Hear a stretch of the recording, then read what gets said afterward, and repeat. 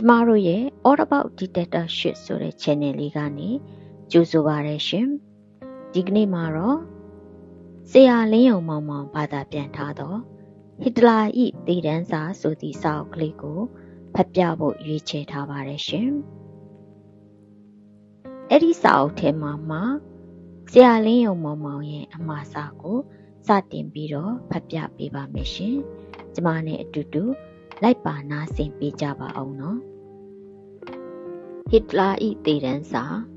လင်းယုံမောင်မောင်ဘာသာပြန်သည်တားကြီးမောင်စီယာတားငယ်မောင်ဒီဝါနဲ့တို့ပါ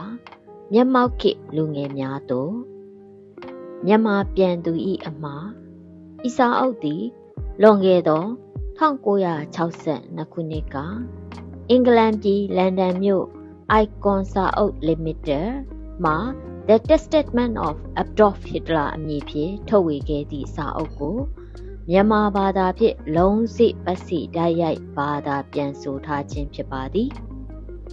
ဒုတိယကမ္ဘာစစ်ကြီးပြီးဆုံးခဲ့သည့်နောက်ပိုင်းတွင်နာဇီပါတီနှင့်ပတ်သက်၍၎င်းနာဇီဂျာမနီနှင့်ပတ်သက်၍၎င်းတရားဝင်စာရွက်စာတမ်းမြောက်များစွာပုံနှိပ်ထုတ်ဝေခဲ့ကြရာဤဟစ်တလာ၏တည်တန်းစာသည်နောက်ဆုံးထုတ်ဝေခဲ့သည့်တရားဝင်စာရွက်စာတမ်းများဟုဆိုနိုင်ပါသည်ဟစ်တလာသည်ဤတည်တန်းစာကိုရေးသားခဲ့စဉ်ကသူ၏ညာလည်ယုံနာဇီထိပ်တန်းခေါင်းဆောင်မာတင်ဘိုလ်မန်နှင့်ညှိနှိုင်းရေးသားခဲ့၍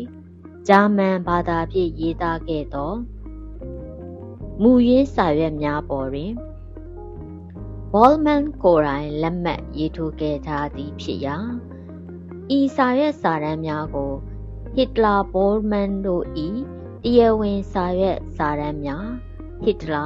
ဘောလ်မန် documents ဟူ၍အတိအမှတ်ပြုထားကြပါသည်ဤတည်တန်းစာဤမူရင်းမှာဂျာမန်ဘာသာဖြင့်ရေးသားထားတော်လေစာအုပ်အဖြစ်ပထမဆုံးအကြိမ်ထုတ်ဝေရ၌ပြင်သစ်ဘာသာဖြင့်ပြန်ဆိုထုတ်ဝေခဲ့ပါသည်ဤဒီမှာလည်းဒုတိယကမ္ဘာစစ်ကြီးပြီးဆုံးခဲ့၍14နှစ်ကျော်15နှစ်ခန့်အကြာ1959ခုနှစ်တွင်မှဖြစ်ပါသည်ထို့နောက်1961ခုနှစ်တွင်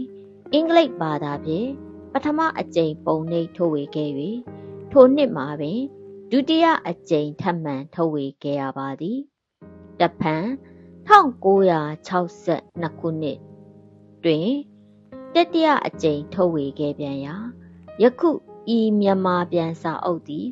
အဆိုပါတတိယအကြိမ်ပုံနှိပ်ထုတ်ဝေခဲ့သည့်စာအုပ်မှာဓာတ်ရိုက်ပြန်ဆိုထားခြင်းဖြစ်ပါသည်ယင်းတတိယအကြိမ်ထုတ်ဝေသောအင်္ဂလိပ်ဘာသာမူရင်းစာအုပ်တွင် HR Trinor Roper ဆိုသူကနိဒန်းရေးသားခဲ့ရာအဆိုပါနိဒန်းကိုပါလုံးစိပတ်စိပြန်ဆိုဖော်ပြလိုက်ပါသည် Trinor သည်လန်ဒန်မြို့ Oxford တက္ကသိုလ်ခေတ်သစ်သမိုင်းဌာနတွင်ပေါမောက္ခအဖြစ်ပညာပို့ချနေသူဖြစ်ပြီးဒုတိယကမ္ဘာစစ်ကြီးနှင့်ပတ်သက်၍ခရီးစစ်တွင်ကြလေ့လာလိုက်စားစီပူထားသူသမိုင်းပညာရှင်တဦးဖြစ်ပါသည်အထူးသဖြင့်ဟစ်တလာနှင့်တကွနာဇီဂျာမနီနာဇီပါတီတို့နှင့်ပတ်သက်သမျှအကြတီကအစာဂကနာနာတိထားသူနာဇီဂျာမနီရေးရာပါရဂူတဦးဖြစ်ပါသည်ထို့ပြင်ပေါမောက္ခ Trevor Roper သည်လန်ဒန်မြို့ Sunday Times သတင်းစာကြီးတွင်စာအုပ်ဝေဖန်ချက်အခန်း၌ထင်ရှားသည့်ဝေဖန်ရေးသမားတဦးဖြစ်၍သူရေးသားခဲ့သောဟစ်တလာ၏နောက်ဆုံးနေ့ရက်များ The Last Days of Hitler စာအုပ်မှာလည်းအထူးပင်ကြော်ကြားခဲ့ပါသည်ဤနေရာတွင်စာဖတ်သူများအားအထူးမှာကြားလိုသည်မှာဤစာအုပ်တွင်ပေါမောက္ခ Trevor Roper ဤနိဒန်းကိုဦးစွာပထမဖတ်ပြအောင်ဖတ်ကြရန်ပင်ဖြစ်ပါသည်အဘယ်ကြောင့်ဆိုသောနာဇီဂျာမနီရေးရာပါရဂူဖြစ်သောပေါမောက္ခ Trevor Roper သည်သူဤနိဒန်းတွင်ဟစ်တလာဤတည်တန်းစာနှင့်ပတ်သက်၍စိတ်ပါဝင်စားဖွယ်ရာအဖြစ်အပျက်များနှင့်အ အရေးကြီးသောအချက်လက်များကိုအပြည့်အဝဖော်ပြထားခြင်းကြောင့်ဖြစ်ပါသည်အထူးသဖြင့်ဟစ်တလာနှင့်ဘိုးမန်တို့၏အဆိုပါသေတမ်းစာကိုညီတို့ညီပုံရေးသားခဲ့သည်ကို၎င်းဟစ်တလာသူ့ကိုယ်သူတတ်သိပြီးနောက်သူ၏သေတမ်းစာသည်ရှို့ဝှက်သောတနေရာသို့ရောက်ရှိသွား၍မီးရှို့ဖျက်ဆီးခြင်းခံရအံ့ဆဲဆဲဖြစ်ပြီးမှမူရင်းကိုဓာတ်ပုံရိုက်၍မိတ္တူကူးထားခဲ့ပုံများကို၎င်းဤသေတမ်းစာသည်ဟစ်တလာရေးသားခဲ့သည်မှာအမှန်တကယ်ဖြစ်ကြောင်းများကို၎င်းစိတ်ဝင်စားဖွယ်ရာအကိုအကားများဖြင့်ဖော်ပြထားပါသည်ထို့ပြင်ဟစ်တလာ၏သေတမ်းစာတွင်ပါရှိသည့်အချက်အလက်အယူအဆများနှင့်ပတ်သက်၍ယုတ်တိရှိသည်မရှိသည်တဘာဝကြသည်မကြသည်များကိုအပြန်အလှန်ဝေဖန်ပိုင်းခြား၍အလေးအနက်စောဒကတက်ထားသည်များမှာခိုင်မာတိကျသည်နှင့်အမျှဒုတိယကမ္ဘာစစ်ကြီး၏သမိုင်းစဉ်ကိုစင်ကြင်သုံးသပ်ရာ၌များစွာအထောက်အကူဖြစ်စေသည်ဟုယူဆပါသည်ဟစ်တလာသည်ဤသေတမ်းစာကို1945ခုဖေဖော်ဝါရီလ4ရက်နေ့နေ့စွဲဖြင့်စတင်၍1945ခုဧပြီလ2ရက်နေ့အထိနေ့စဉ်မှတ်တမ်းသဖွယ်အချိန်ရရင်ရသလိုရေးသားခဲ့ပါသည်ထိုအချိန်ထိုကာလတွင်ဂျာမနီသည်ဤစစ်ကြီး၌မုတ်ချဆက်ဆက်မြေကြီးလက်ခတ်မလွယ်ရှုံးရတော့မည်မှာတေချာသလောက်ဖြစ်နေပါသည်သို့သောစိတ်သက်အင်အားကြီးမားသူဟု၍အချို့ကချီးမွမ်းကြသလိုဖြစ်ရအမှန်ကိုမြင်နိုင်စွမ်းမရှိတော့အောင်ယူသွမိုင်မဲသူဟု၍အချို့ကပြစ်တင်ရှုံချခြင်းခံခဲ့ရသည့်အာဏာရှင်ဟစ်တလာသည်သူ၏သေတမ်းစာအချို့နေရာများ၌အဆွဲကျိုးသည့်တိုင်အောင်ပပြင်းထောင်နေသည့်မွေဆိုးတကောင်ကဲ့သို့မာနမကြသေးသည့်အဖြစ်ကိုတွေ့နေရပေသည်ထို့ထက်ပို၍ဆိုသည်မှာ1943ခုနှစ်ဦးပိုင်းစတာလင်ဂရတ်တိုက်ပွဲမှစ၍အရေးနှိပ်လာခဲ့သောဂျာမန်တို့သည်စစ်မျက်နှာအလုံးတွင်အတော်မတတ်နိုင်အောင်တောက်လျှောက်ဆုတ်ခွာလာခဲ့ကြရပြီး1945ခုနှစ်ဦးပိုင်းတွင်လုံးဝစစ်ရှုံးတော့မည်မှာတေချာသလောက်ဖြစ်လာခဲ့ရာဟစ်တလာကယင်းတို့သူစစ်ရှုံးဖို့ဖြစ်လာရသည်မှာသူအပြစ်မဟုတ်သူရောင်ရင်မိတ်ဆွေများဖြစ်ကြသောမူဆိုလီနီဖရန်ကိုတို့နှင့်သူရန်သူများဖြစ်ကြသောချာဂျီရုစပယ်စတာလင်တို့၏အပြစ်များသာဖြစ်သည်ဟု၍ဤသေတမ်းစာတွင်လက်ညှိုးငေါက်ငေါက်ထိုးကာဆွဆွဲပြစ်တင်ထားသည်များကိုတွေ့ရခြင်းပင်ဖြစ်ပါသည်ဤနေရာတွင်ဟစ်တလာသည်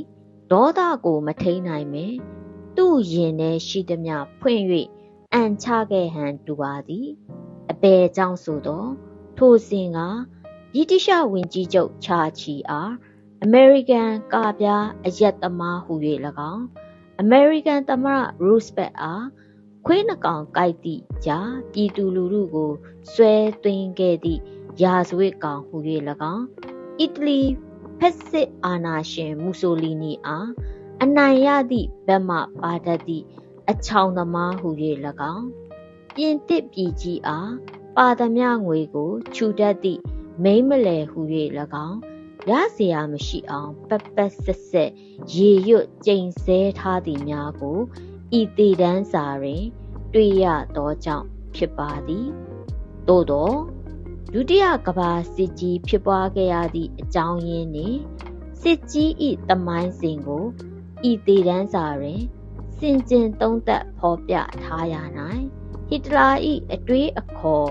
အယူအဆများမှာမှန်သည်မှားသည်ဟုသောပြဿနာထက်စောရကတက်စရာစိတ်ပါဝင်စားလေ့လာစရာများပင်ဖြစ်နေပါသည်ဥပမာဒုတိယကမ္ဘာစစ်ကြီးကို1939ခုနှစ်ပိုလန်ပြည်ကိုသိမ်းခဲ့သည့်အဖြစ်အပျက်တွင်မဟုတ်ပဲ 1938 ခုနှစ်မြူနစ်စာချုပ်ချုပ်ဆိုသည့်အချိန်ကပင်စတင်ခဲ့ပါကမည်သို့ဖြစ်လာเสียရှိပါသနည်းသို့မဟုတ်ဤစစ်ကြီးကို1939 ခုနှစ်တွင်မတိုက်သေးပဲ1942 ခုနှစ်တွင်မှတိုက်ခိုက်ခဲ့ပါကမည်သို့ဖြစ်လာမည်နည်းတဖန်1940ပြည့်နှစ်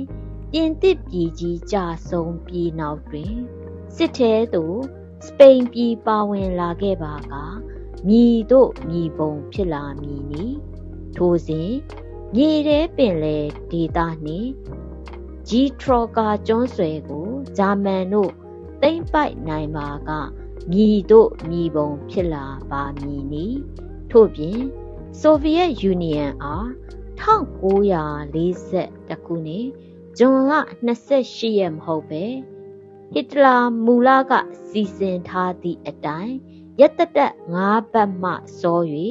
1941 ခုနှစ်မေလ15 ရက်နေ့တွင်စတင်တိုက်နိုင်ခဲ့ပါကမည်သို့မည်ပုံဖြစ်လာเสียရှိပါသနည်းဟစ်တလာသည်သူ၏သေတမ်းစာတွင်အထက်ပါမေကွန်များဖြင့်စောတကားတက်၍သူ့အထင်သူ့အမြင်များကိုဖော်ထုတ်ဖွင့်ချထားသည်မှာစိတ်ပါဝင်စားပွေရာကောင်းလာသည်နှင့်အမျှဒုတိယကမ္ဘာစစ်ကြီး၏သမိုင်းစဉ်ကိုလေ့လာလိုက်စားသူများအဖို့များစွာအထောက်အကူရလိမ့်မည်ဟုရိုးသားစွာယုံကြည်ယူဆပါသည်ကျွန်တော်သည်ကမ္ဘာငြိမ်းချမ်းရေးကိုလိုလားမြတ်နိုး၍နောက်ထပ်ကမ္ဘာစစ်ကြီးတစ်ခုထပ်မံဖြစ်ပွားမလာစေရန်တက်နိုင်သမျှကြိုးပမ်းအားထုတ်လိုသူတဦးဖြစ်ပါသည်ယင်းသို့ကြိုးပမ်းအားထုတ်ရာ၌ပြီးဆုံးခဲ့ပြီဖြစ်သောဒုတိယကမ္ဘာစစ်ကြီးမှာသင်ခန်းစာယူပွဲရာအဖြစ်အပျက်အချက်လက်များကိုအချိန်ရလျင်ရသလိုစီးပူးလေ့လာ၍ရန်ဖန်ရန်ခါမြန်မာစာဖတ်ပရိသတ်အားကျွန်တော်မြင်သည့်ရှုထောင့်မှာတဆင့်ပြန်လဲဖောက်တယ်ချရန်ကြိုးပမ်းနေသူဖြစ်ပါသည်တို့ဖြစ်ရာဟစ်တလာ၏သေတမ်းစာမြန်မာပြန်စာအုပ်သည်အထက်ဖော်ပြပါကြိုးပမ်းမှု၏ရလဒ်တစ်ခုဟုဆိုနိုင်ပါသည်တနည်းအားဖြင့်ဆိုလျင်ကမ္ဘာငြိမ်းချမ်းရေးကို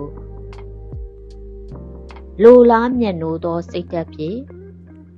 နောက်ထပ်ကမ္ဘာစစ်ပွဲတစ်ကြီးတစ်ခုအတွင်းမှာဆက်စုပ်ယွန်ရှာပွဲရာအနိဋ္ဌာယုံများသင်ခန်းစာယူ၍တတိမူစရာအဖြစ်အပျက်များတန်ဝေကနှင့်ရှင်၍စင်ကျင်ပွဲရာဖြစ်ရများကိုလေ့လာလိုက်စားလိုသူများအတွေ့ဤစာအုပ်ငယ်ကိုပြန်ဆိုလိုက်ခြင်းဖြစ်ပါသည်အလင်းသိ၍ဖော်ပြလိုသည့်အချက်တစ်ခုမှာဤစာအုပ်သည်ယခင်ကျွန်တော်ရေးသားပြုစုခဲ့သည့်အိုက်ခမန်၏ငရဲကန်ဟစ်တလာကတ်စထရိုစသောစာအုပ်များ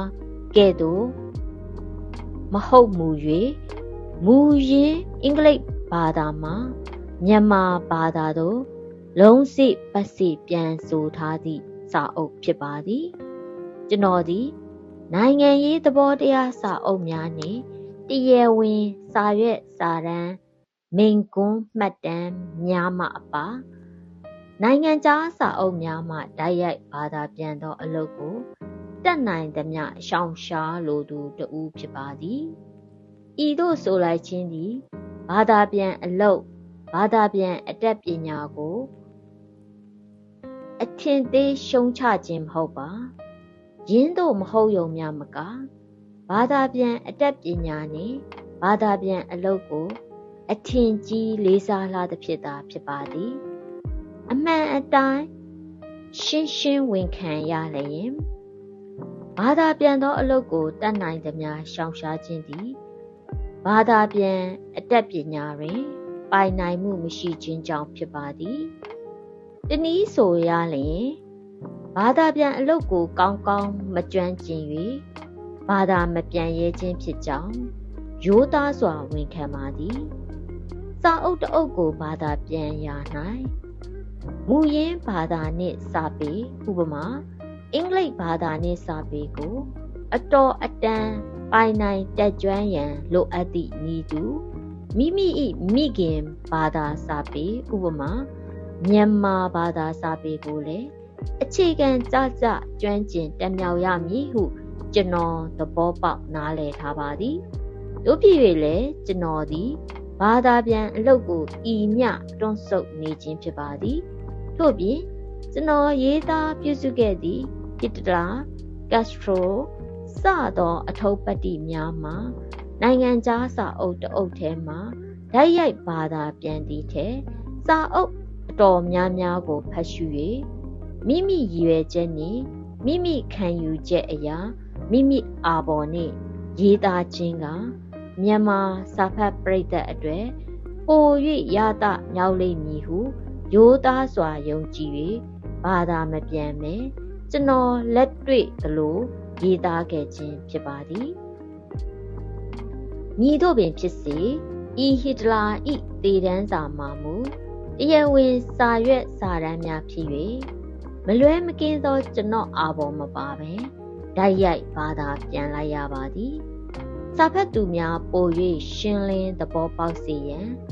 အောက်ခြေမှတ်ချက်များကိုကျွန်တော်ကိုယ်တိုင်အပင်ပန်းခံ၍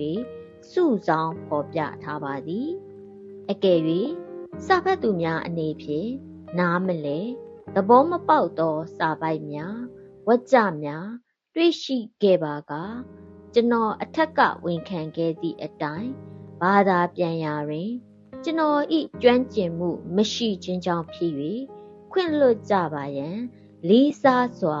တောင်းပန်အပ်ပါသည်လင်းယုံမောင်မောင်24ရက်5လ68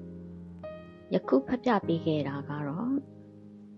ဆရာလင်းယုံမောင်မောင်ဤဟစ်တလာဤသေတမ်းစာဆိုသည့်စာအုပ်မှာစာရေးသူ၏အမှားစာကိုဖတ်ပြပေးခဲ့တာဖြစ်ပါတယ်ရှင်နောက်ရက်များမှာလည်းအခန်းဆက်ကလေးများကိုဆက်လက်စောင့်မျှော်ပေးကြပါအောင်ရှင်